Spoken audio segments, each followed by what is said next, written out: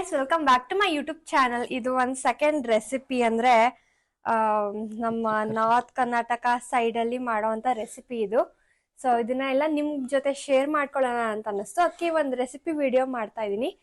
So let's get start the video. So ಫಸ್ಟಿಗೆ ಏನ್ ಮಾಡ್ತೀರಾ? ಇದು ನಮ್ಮಮ್ಮ, ಸಾರಿ, ಈ ಕಣ್ಣಲ್ಲಿ ಇನ್ನೀ ಏನೇನ್ ನೋಡ್ಬೇಕೋ ಕಾಣೆ. ನಮ್ಮಮ್ಮ ಇವಾಗ ಮಾಡ್ತಾ ಇರೋದು. ಅವ್ರ ಇದ್ರಲ್ಲಿ ಜೀನಿಯಸ್. ಸೊ ಜೀನಿಯಸ್ ಕಡೆ ಜೀನಿಯಸ್ ರೆಸಿಪಿ ಮಾಡಿಸ್ತಾ ಇದ್ದೀನಿ. ಸೊ ಹೇಳಿ ಇವಾಗ. ಹಾಯ್ ಗೈಸ್, ಎಲ್ಲರಿಗೂ ನಮಸ್ಕಾರ.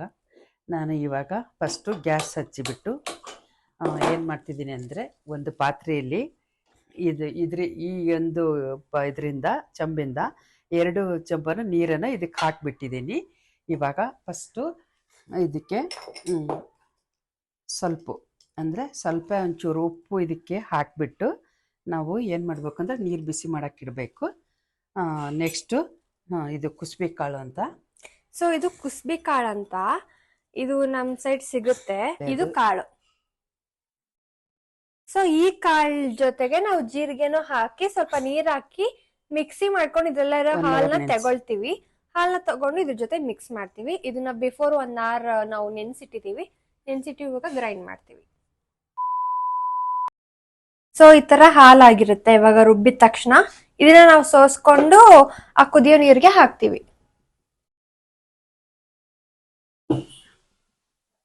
ಈ ತರ ಸೋಸ್ಕೊಳ್ತೀವಿ. ನಾರ್ಮಲಿ ನೀವು ಕಾಯಿ ಹಾಲು ಸೋಸ್ಕೊಳ್ತೀರಲ್ಲ, ಅದೇ ತರ.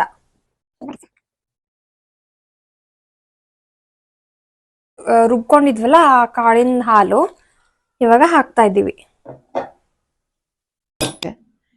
ಈ ಬೌಲಿಂದ 3 ಕಪ್ಪನ್ನು ನಾನು ಹಿಟ್ಟನ್ನು ಅಳದು ರೆಡಿ ಮಾಡಿ ಇಟ್ಕೊಂಡಿದ್ದೀನಿ. ಇದು ನೀರು ಮಳ್ತಾ ಇದೆ, ಕುದಿತಾ ಇದೆ.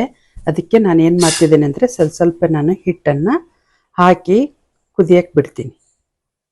ಈ ಒಂದು ನೀರಿಗೆ ಎಷ್ಟು ಬೇಕಾಗುತ್ತೋ ಅಷ್ಟು ತಕ್ಕಂಗೆ ನೋಡಿಬಿಟ್ಟು ಹಿಟ್ಟು ಹಾಕ್ಕೋಬೇಕು. ಆಗ ಇದಿಷ್ಟು ಉಳಿದಿದೆ ಅಂದರೆ 2.5 ಬೌಲ್ನಷ್ಟು ನಾನು ಹಿಟ್ಟನ್ನು ಇದಕ್ಕೆ ಹಾಕ್ಕೊಂಡಿದ್ದೀನಿ. ಅಂದರೆ ನೀರನ್ನು ಎಷ್ಟು ಕ್ವಾಂಟಿಟಿ ಇರ್ತದೋ ಅದ್ರ ಮೇಲೆ ನಾವು ಡಿಪೆಂಡ್ ಮಾಡಬೇಕು.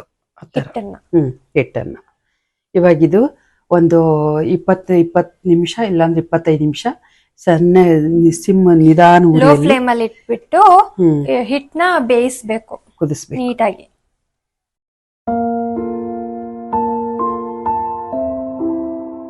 ಆ 20 ನಿಮಿಷ ಆಗಿದೆ, ಕುದ್ದಿದೆ.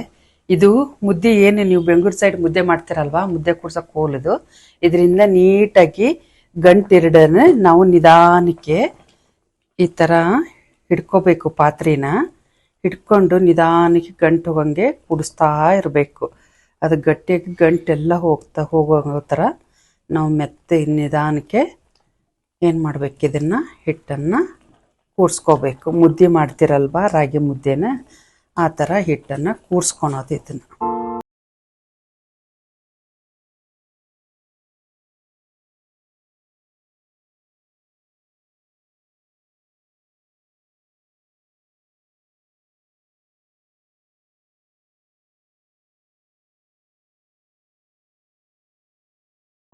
ಸೊ ಹಿಟ್ಟು ಇವಾಗ ಕೂಡ್ಸಿದ ತಕ್ಷಣ ಈ ತರ ಆಗುತ್ತೆ. ಸೊ ಈ ಒಂದ್ ರೆಸಿಪಿ ಮಾಡುವಾಗ ಎಲ್ಲರೂ ಕೇರ್ಫುಲ್ ಆಗಿ ಮಾಡಿ. ಒಂದ್ ಅಳತೆ ಸ್ವಲ್ಪ ಮಿಸ್ಟೇಕ್ ಆದ್ರೂ ಕೂಡ ಎಣ್ಣೆಲಿ ಹಾಕ್ದಾಗ ಫುಲ್ ಬಾಂಬ್ ತರ ಸಿಡಿಯತ್ತೆ. ಇದು ಆರೋವರೆಗೂ. ಸೊ ಇದೀಗ ಆರೋವರೆಗೂ ಬಿಟ್ಟು ಆಮೇಲೆ ನಾದ್ಕೋಬೇಕು. ಇದು ಹಿಟ್ಟು ಬೆಂದಿದೆ ಅಂತ ಹೇಗ್ ಗೊತ್ತಾಗುತ್ತೆ ಅಂದ್ರೆ, ಸ್ವಲ್ಪ ಹಿಟ್ಟು ತಗೊಂಡು ನೋಡಿ, ಕೈಯಲ್ಲೆಲ್ಲ ಹಿಂಗ್ ಮಾಡಿ ನೋಡಿ, ಸ್ವಲ್ಪನೂ ಕೈಗೆ ಅಂಟಲ್ಲ. ಸೊ ಹಿಂಗ್ ಬಂದಿದೆ ಅಂದ್ರೆ ನೀಟಾಗಿ ಹಿಟ್ಟು ಬೆಂದಿದೆ. ಇದು ಇವಾಗ ಆಫ್ ಮಾಡ್ಬೋದು, ಹಿಟ್ಟು ರೆಡಿ ಇದೆ ಮಾಡಕ್ಕೆ ಅಂತ ಅರ್ಥ. ಇದಕ್ಕೆ ಏನು ನೀರುಳ್ಳಿ ಇರುತ್ತಲ್ಲ, ಇದನ್ನ ಹೆಚ್ಚಿ ಸಣ್ಣಕ್ಕೆ ಕಟ್ ಮಾಡಿ ಇಟ್ಕೊಂಡಿರೋ ನೀರುಳ್ಳಿ ಸ್ವಲ್ಪ ಹಾಕ್ಕೊಂಡು ನಾವು ಇದಕ್ಕೆ ಈ ಹಿಟ್ಟಿಗೆ ಎಷ್ಟು ಬೇಕಾಗುತ್ತೆ ಅಷ್ಟನ್ನೇ ನೀಟಾಗಿ ನಾದ್ಕೋಬೇಕು.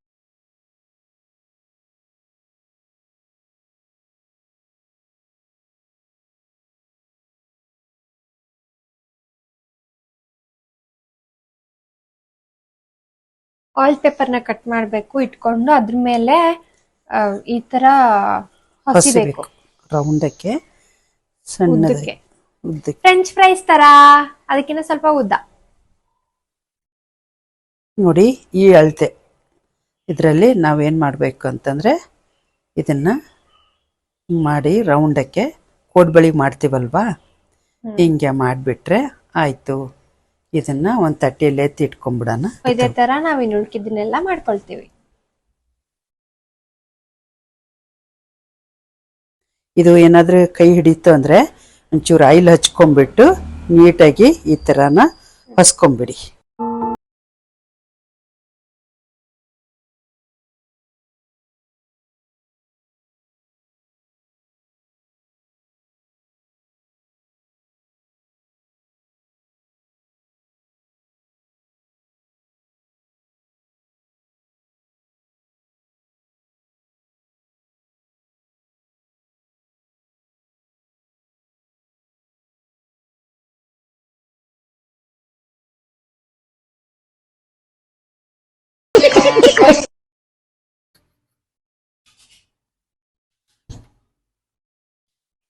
ಈ ತರ ಗೋಲ್ಡನ್ ಬ್ರೌನ್ ಆಗ್ಬೇಕು. ಇದು ಕ್ರಿಸ್ಪಿ ಆಗಿರುತ್ತೆ, ಚೆನ್ನಾಗಿರುತ್ತೆ. ನಾವಿದ್ರ ಜೊತೆಗೆ ಕೊಬ್ಬರಿ ಚಟ್ನಿನ ಮಾಡ್ಕೊಂಡಿದೀವಿ ಕಾಂಬಿನೇಷನ್ ಆಗಿ. ನಾವ್ ಯಾವಾಗ್ಲೂ ಅದನ್ನೇ ಮಾಡ್ಕೊಳ್ಳೋದು. ಚಟ್ನಿ. ಸೊ ಇದ್ರ ಜೊತೆ ಇನ್ನೊಂದು ಎಕ್ಸ್ಟ್ರಾ, ಇವತ್ತು ಸಂಡೆ ಅಲ್ವಾ, ಎಕ್ಸ್ಟ್ರಾ ಸ್ಪೆಷಲ್ ಅಂತ ಮಾವಿನಕಾಯಿ ಚಟ್ನಿ ಬೇರೆ ಇದೆ. ಸೊ ಎರಡನ್ನು ಹಾಕಿ ಟ್ರೈ ಮಾಡ್ತೀವಿ ಲಾಸ್ಟ್ ಅಲ್ಲಿ. ಸೊ ರೆಡಿ ಇದೆ ಫೈನಲ್ ಆಗಿ.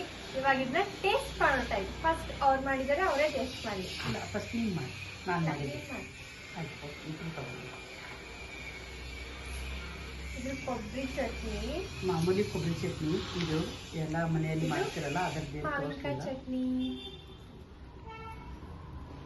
ಎರಡು ಸೇರಿಸಿ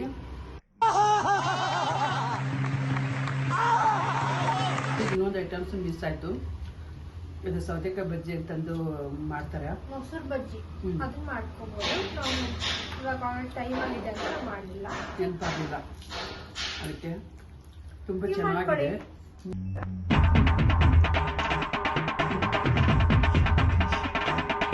ಏನು ಟೇಸ್ಟಿ ಗೊತ್ತಾ, ಮಾವಿನಕಾಯಿ ಚಟ್ನಿ. ಮಾವಿನಕಾಯಿ ಚಟ್ನಿ ಮಾಡೋದು ಗೊತ್ತಿರುತ್ತೆ ಅಂದ್ಕೊಂಡಿದ್ದೀನಿ. ನೆಕ್ಸ್ಟ್ ಟೈಮ್ ಬೇಕಾದ್ರೆ ಅದು ಒಂದು ರೆಸಿಪಿ ತೋರಿಸೋಣ. ಸೂಪರ್ ಚೆನ್ನಾಗಿದೆ.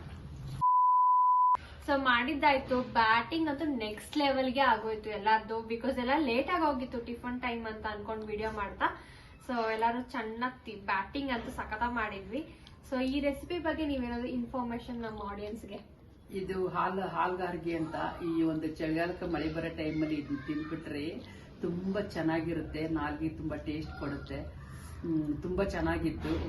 ಮಾವಿನಕಾಯಿ ಚಟ್ನಿ, ಕೊಬ್ಬರಿ ಚಟ್ನಿ ಹಚ್ಕೊಂಡು ತಿಂದು ಇದೇ ತರ ನೀವು ಕೂಡ ನಿಮ್ಮ ಮನೆಯಲ್ಲಿ ಮಾಡ್ತಾ ಇರಿ. ಇದು ಮರ್ತ್ಬಿಟ್ವಲ್ಲ ನಾವು ಮೊಸರು ಬಜ್ಜಿ ಮಾಡೋದು. ಹೌದಲ್ಲ, ಇನ್ನೊಂದು ಅದ್ರ ಜೊತೆಗೆ ಮೊಸರು ಬಜ್ಜಿ ಅಂತಂದ್ರೆ ಸೌತೆಕಾಯಿ, ಈರುಳ್ಳಿ, ಮೊಸರು ಹಾಕಿ ಮಾಡ್ತೀವಿ. ಅದು ಕೂಡ ಅದ್ರ ಜೊತೆ ತುಂಬಾ ಚೆನ್ನಾಗಿರುತ್ತೆ. ಆದ್ರೆ ಈ ಟೈಮ್ ಮಿಸ್ ಆಯ್ತು. ನೆಕ್ಸ್ಟ್ ಟೈಮ್ ನೋಡುವ. ಅದು ಕೂಡ ಅದ್ರ ಜೊತೆಗೆ ನೀವು ನಿಮ್ಮ ಮನೆಯಲ್ಲಿ ಮಾಡ್ತೀವಿ ಅಂತಂದ್ರೆ ಅದನ್ನ ಕೂಡ ಆಡ್ ಮಾಡ್ಕೊಂತೀನಿ. ತುಂಬಾ ಚೆನ್ನಾಗಿರುತ್ತೆ, ಸ್ಪೈಸಿಯಾಗಿ ತುಂಬಾ ಚೆನ್ನಾಗಿರುತ್ತೆ. ಈ ವೆದರ್ಗೆ ಸೂಟೇಬಲ್ ಆಗಿರುವಂತ ರೆಸಿಪಿ ಇದು. ಬಿಸಿಯಾಗಿ ತಿಂತಾ ಇದ್ರೆ ನಿಜವಾಗ್ಲೂ ಪಕೋಡ ಎಲ್ಲ ತಿಂದಾಗ ಹೆಂಗ್ ಅನ್ಸ್ತಾ ಇರುತ್ತೋ ಹಂಗೆ ಅನ್ಸುತ್ತೆ. ಇದ್ರ ಜೊತೆ ಒಂದು ಗರಂ ಗರಂ ಟೀ ಜೊತೆಗೆಲ್ಲ ತಿಂದ್ರೆ ಅದು ಹೇಳಕ್ಕೆ ಆಗಲ್ಲ, ಅಷ್ಟು ಚೆನ್ನಾಗಿರುತ್ತೆ. ಸೊ ಇದೇ ತರ ಇಂಟ್ರೆಸ್ಟಿಂಗ್ ವಿಡಿಯೋಸ್ ಜೊತೆ ನಾನು ನೆಕ್ಸ್ಟ್ ಬ್ಲಾಗ್ ಅಲ್ಲಿ ನಿಮಗೆ ಸಿಗ್ತೀನಿ. ಈ ವಿಡಿಯೋನ ಇಲ್ಲಿಗೆ ಎಂಡ್ ಮಾಡ್ತಾ ಇದ್ದೀನಿ. ಸೊ ಈ ವಿಡಿಯೋ ನಿಮ್ಗೆ ಇಷ್ಟ ಆಗಿದೆ ಪ್ಲೀಸ್ ನಂಗೆ ಲೈಕ್ ಮಾಡಿ, ಶೇರ್ ಮಾಡಿ, ಕಮೆಂಟ್ ಮಾಡಿ. ಅಂಡ್ ನನ್ನ ಚಾನಲ್ ಐಶ್ವರ್ಯ ಬ್ಲಾಗ್ಸ್ ನ ಸಬ್ಸ್ಕ್ರೈಬ್ ಮಾಡಿ. ಅಂಡ್ ಅಷ್ಟೇ, ನೆಕ್ಸ್ಟ್ ವಿಡಿಯೋದಲ್ಲಿ ಸಿಗ್ತೀನಿ. ಬಾಯ್.